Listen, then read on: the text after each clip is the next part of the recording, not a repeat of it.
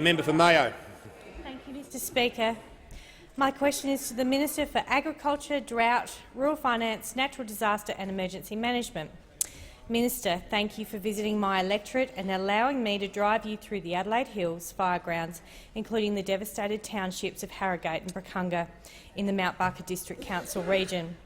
Thank you also for meeting with Council and listening to their detailed account of the $1.4 million in costs that have occurred by the clean-up process. Yet thus far, Mount Barker remains excluded from the Category D disaster local government funding assistance. Minister, when will the government commit to ensuring Mount Barker Council receives the Category D funding that they so badly need? And the Minister has the call. Well, thank you, Mr Speaker, and can I thank the member for Mayo for not only her support for her community and her leadership in making sure that that devastation that I saw firsthand with her in understanding the impacts that's had, but now in the recovery phase. And it's important, as the government has said from the start, that this has to be a locally led recovery, not a Canberra-led. And we work with our disaster recovery payments with the states who make those assessments, and the South Australian government we're working with now with respect to Mount Barker. And let me make it clear, what I saw there was truly devastating.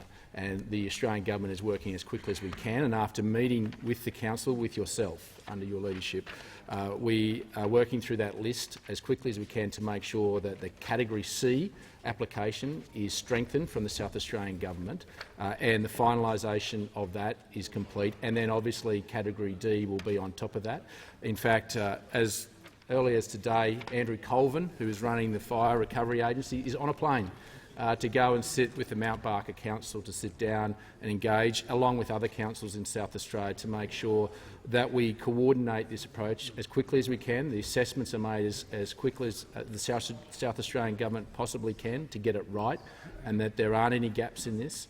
So it's important that we'll get that announcement imminently out to those people in Mount Barker and other shires as quickly as we possibly can as that assessment's made in South Australia. And can I say to the member for Mayo and her office, and in fact even to her mother, for the hospitality that I was awarded in Mayo, and I can say with great authority that her mother's mulberry jam is some of the best I've ever tasted.